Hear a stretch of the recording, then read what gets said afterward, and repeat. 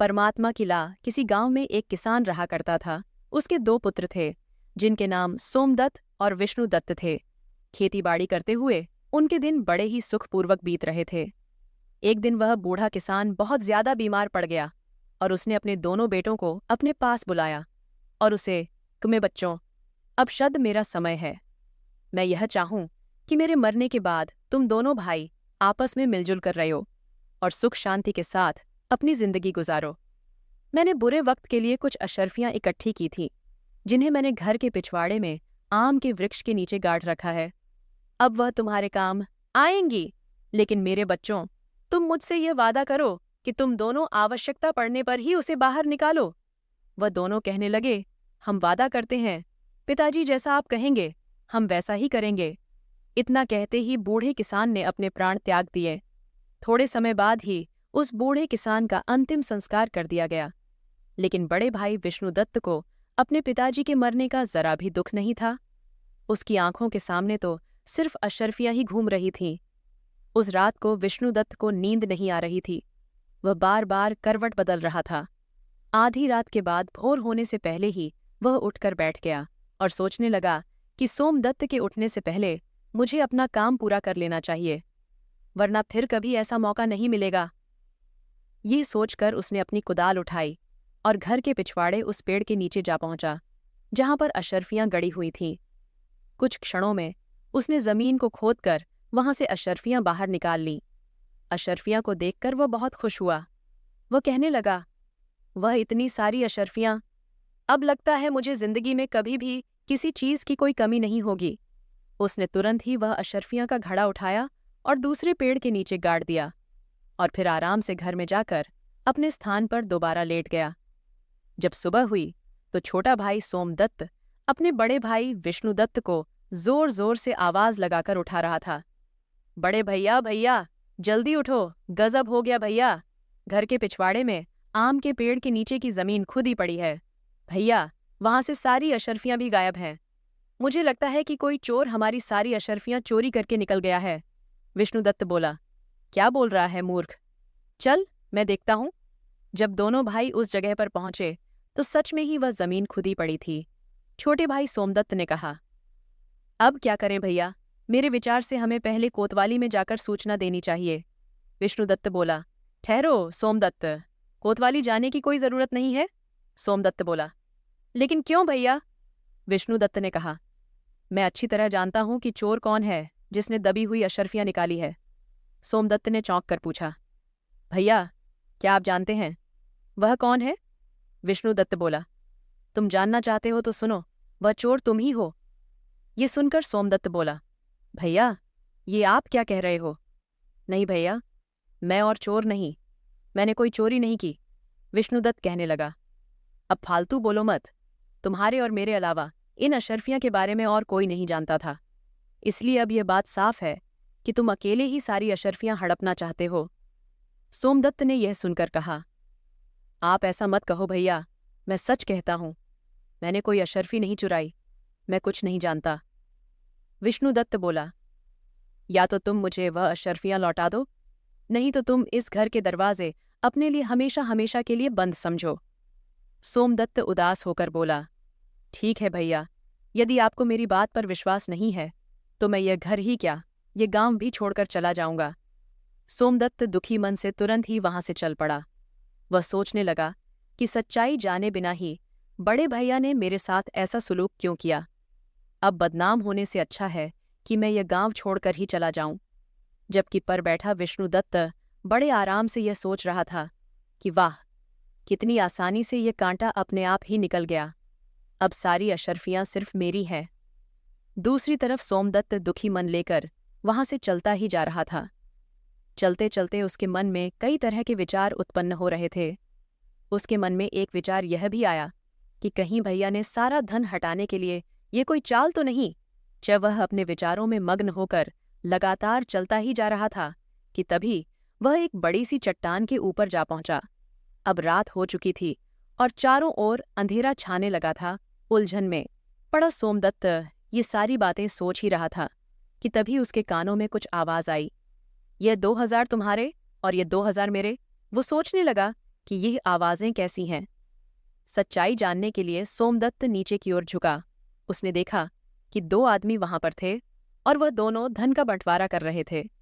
सोमदत्त को यह समझने में देर न लगी कि यह दोनों चोर हैं और ये दोनों चोरी का माल आपस में बांट रहे हैं। तभी अचानक से सोमदत्त का पैर फिसल गया और वह उन चोरों के बीच में जाकर गिर गया। अंधेरा होने के कारण चोरों को कुछ भी दिखाई नहीं दिया और वह डर गए और डर के भागने लगे और कहने लगे, भागो भागो भागो भाई, यहाँ से लगता है कि यह राजा का कोई गुप्तचर या फिर उनका कोई सिपाही है। भागो, चोर कहने लगा।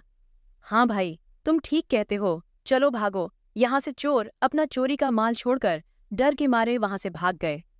जब सोमदत्त की नज़र उन अशरफियां पर पड़ी तो वह मन ही मन बहुत खुश हुआ, लेकिन तभी उसके मन में एक दूसरा विचार आया कि यह स्वर्ण मुद्राएं चोरी की हैं, इन्हें साथ में ले जाना ठीक नहीं होगा।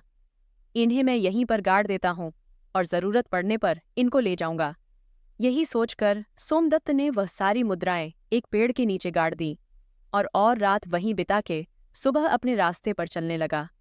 दोपहर होते होते वह एक जंगल से गुजरा। तभी कुछ लुटेरों ने उसको घेर लिया और लुटेरों का सरदार उससे बोला, खबरदार, जो कुछ भी तुम्हारे पास है वह निकाल कर हमें दे दो, नहीं तो जान से मार दिए जाओगे। सोमदत्त बोला, भाइयों, मैं तो खुद ही एक मुसीबत में हूँ, मेरे पास धन भला कहाँ से आएगा? लुटेरों का? सरदार बोला, यह झूठ बोल रहा है, इसकी तलाशी लो। तलाशी लेने के बाद जब सोमदत्त के पास वास्तव में उन्हें कोई भी वस्तु प्राप्त नहीं हुई तो सरदार क्रोध से चिल्ला उठा और बोला, कोई बात नहीं, अगर इसके पास पैसे नहीं है तो भी यह हमारे काम आएगा। इसे अपने अड्डे पर ले चलो, देवी माँ को इसकी बलि चढ़ाई जाएगी। ये बात सुनते ही सोमदत्त के होश उड़ गए। डाकू सोमदत्त को उठाकर अपने अड्डे पर ले गए, परंतु उनके अड्डे तक पहुंचते पहुंचते सोमदत्त को एक उपाय सूझ ही गया। अड्डे पर पहुंचने के बाद उसने डाकुओं के सरदार से कहा, अगर तुम मुझे अपने दल में शामिल कर लेने का वचन दो तो मैं तुम्हें 4000 स्वर्ण मुद्राओं का पता बता सकता हूँ। ये सुनकर लुटेरों का सरदार बोला, क्या कहा? 4000 स्वर्ण मुद्राएं? यदि तुम सच कहते हो तो हमें यह शर्त मंजूर है। जल्दी से हमें उन स्वर्ण मुद्राओं का पता बताओ। सोमदत्त बोला, देखो भाई, अभी तो रात होने वाली है, इस समय वहां पर जाना ठीक नहीं है। कल सुबह होते ही मैं तुम लोगों को वहां पर लेकर चलूंगा। लुटेरों का सरदार बोला, ठीक है, लेकिन खबरदार, हमारे साथ कोई भी चालाकी करने की कोशिश मत करना, वरना अंजाम बहुत ही बुरा होगा। सोमदत्त बोला, निश्चिंत रहो सरदार, मैं तुमसे कोई भी धोखा नहीं करने वाला। अगली सुबह सोमदत्त उन चोरों को उसी जगह पर ले गया जहां पर उसने वह सोने की मुद्राएं दबाई हुई थीं। सरदार के आदेश पर तुरंत ही उसके आदमियों ने उस जगह को खोदा और शीघ्र ही वह स्वर्ण मुद्राएं उनके सामने थीं। स्वर्ण मुद्राओं को देखकर वह सभी बहुत ही खुश हो गए। वह स्वर्ण मुद्राओं को अपनी थैली में भरकर अपने अड्डे की ओर चल पड़े, परंतु सोमदत्त के दिमाग में अभी भी कोई दूसरी योजना चल रही थी। वह सोच रहा था कि यह स्वर्ण मुद्राएं एक तरह से तो मेरे काम में ही आई हैं, लेकिन मैं जल्दी ही इनके मौत का कारण बन जाऊंगा। इस घटना के बाद सोमदत्त उन लुटेरों के गिरोह के साथ ही रहने लगा और वह लुटेरों के सरदार का सबसे विश्वसनीय आदमी बन चुका था।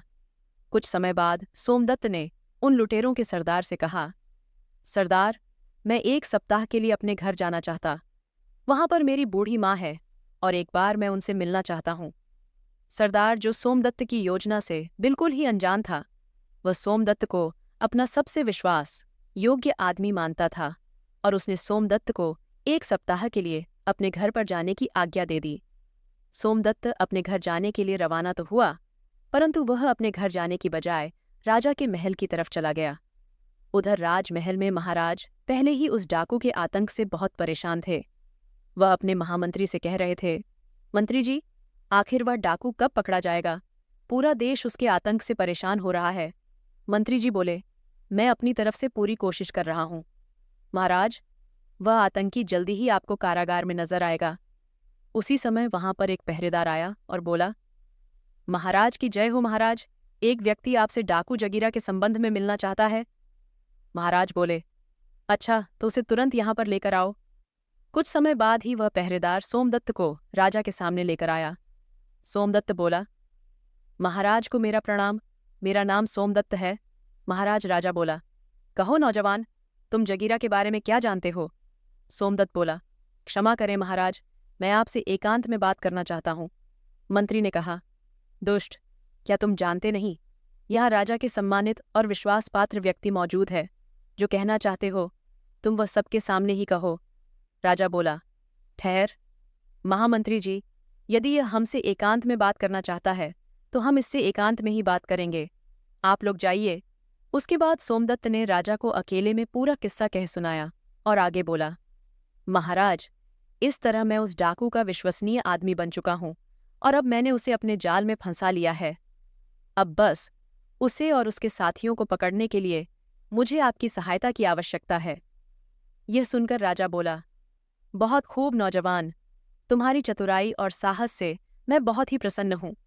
उन भयानक डाकुओं को पकड़ने के लिए जो भी सहयोग चाहिए मैं करने को तैयार हूं। यह क्या करना होगा? सोमदत्त बोला, महाराज, परसों रात को आप कम से कम अपने 500 सिपाहियों को मेरे साथ भेजे। मैं उन सभी को उन डाकुओं के अड्डे पर ले जाऊंगा जहां पर वह सैनिक उन डाकुओं पर आक्रमण कर देंगे और उन डाकुओं को गिरफ्तार कर लिया जाएगा। राजा बोला, बिल्कुल ठीक नौजवान, तुम्हारी सलाह बिल्कुल उचित है। तो तय रहा कि हम परसों रात को हमारे सैनिकों को तुम्हारे साथ भेजेंगे। तब तक तुम यही राजमहल में हमारे शाही मेहमान बनकर रहो। उसके 2 दिन बाद सोमदत्त अपनी योजना के अनुसार सैनिकों को लेकर डाकुओं के अड्डे पर पहुंच गया। सैनिकों की टुकड़ी ने उन डाकुओं पर आक्रमण कर दिया। कुछ ही समय में सैनिकों ने उन डाकुओं को गिरफ्तार कर लिया और उनमें से कुछ डाकू मारे भी गए और जो बचे हुए थे उनको महाराज के सामने पेश किया गया। वहां पर सोमदत्त को देखकर डाकुओं का सरदार मन ही मन सोचने लगा, उफ, कितना बड़ा धोखा हो गया। इस सोमदत्त ने हमें कहीं का नहीं छोड़ा। अगले दिन दरबार में सभी दरबारियों और मंत्री से विचार विमर्श करने के बाद राजा जयसिंह ने उन सभी डाकुओं को एक ही सजा सुनाई। इन सभी खूनी दरिंदों को हम सजाए मौत देते हैं सैनिकों। अब तुम इन्हें ले जाओ और अगली अमावस के दिन इन्हें फांसी पर लटका देना। उसके बाद राजा जयसिंह ने कहा, सोमदत्त, तुम्हारी बहादुरी से हम बहुत ही प्रसन्न हैं। आज से हम तुम्हें अपना सेना नियुक्त करते हैं। सोमदत्त ने यह सुनकर कहा, आपका धन्यवाद महाराज, जो आपने मुझे देश की सेवा करने के लायक समझा। उधर दूसरी तरफ सोमदत्त का बड़ा भाई विष्णुदत्त अपने पिता की मेहनत की कमाई को बुरे कामों में बर्बाद कर रहा था। उसे जुआ खेलने की बुरी लत लग चुकी थी। वह शराब और जुए में अपना सारा पैसा बर्बाद कर चुका था। उसकी हालत इतनी बुरी हो चुकी थी कि अब उसके पास खाने के लिए अन्न तक भी नहीं था। पूरे गांव में वह इतना बदनाम हो चुका था कि अब उसे गांव में कहीं भी कोई भी काम नहीं मिल रहा था। इसीलिए उसने यह निश्चित किया कि इस गांव में भूख मरने से अच्छा है कि मैं किसी दूसरे गांव में जाकर कोई काम धंधा ढूंढूं। इसी तरह वह चलता चलता उसी राज्य में आ पहुंचा जहां पर उसका भाई सोमदत्त सेनापति था। उसी नगर में वह किसी सेठ जी की दुकान पर गया और उससे पूछने लगा, सेठ जी, क्या मुझे कोई काम मिलेगा? तो सेठ जी ने उससे कहा, अरे भाई, तुम तो चेहरे से ही चोर उचक्के के लगते हो। तुम्हें भला कोई क्या काम देगा? इसीलिए मुझे माफ करो भाई, और यहां से जाओ। विष्णुदत्त सोचने लगा, ईमानदारी से शायद मुझे यहां पर कोई काम नहीं देगा। अब तो पेट भरने के लिए मुझे चोर उचक्का ही बनना पड़ेगा। तभी उसकी नज़र सेठ जी के पास रखी हुई एक थैली पर पड़ी। उसे लगा कि यह स्वर्ण मुद्राओं की थैली है। उसने वहां से वह थैली उठा ली और तुरंत ही वहां से भाग गया और सेठ को उसे पकड़ने का मौका ही नहीं मिला। वह तो बस चोर चोर चिल्लाता ही रह गया। बाजार के कुछ लोग उसके पीछे पीछे भागे, लेकिन वह विष्णुदत्त को नहीं ढूंढ पाए और मायूस होकर वह लोग वापस लौट गए। इधर सेनापति बन चुका सोमदत्त अपना काम बड़ी ही ईमानदारी से कर रहा था। एक दिन महाराज ने सोमदत्त को बुलाया और कहा, सोमदत्त, तुम एक बहुत ही बहादुर, बुद्धिमान और नेक आदमी हो। मैं चाहता हूं कि मेरी बेटी निशा के साथ तुम्हारा विवाह कर दिया जाए। कहो, इस पर तुम क्या जवाब देते हो? सोमदत्त ने कहा, महाराज, यदि आपकी यही इच्छा है तो मैं इनकार नहीं कर सकता। मुझे यह विवाह स्वीकार है। कुछ ही दिनों में एक शुभ मुहूर्त देखकर दोनों का विवाह संपन्न करा दिया गया। विवाह को अभी कुछ ही दिन बीते थे और महाराज ने सोमदत्त को कहा, बेटा सोमदत्त, अब हम बूढ़े हो चुके हैं और इसलिए हम चाहते हैं कि अब राज्य की बागडोर तुम संभाल लो। अगले ही दिन सोमदत्त का राज तिलक कर दिया गया। महाराज जयसिंह अब तीर्थ यात्रा को निकल चुके थे।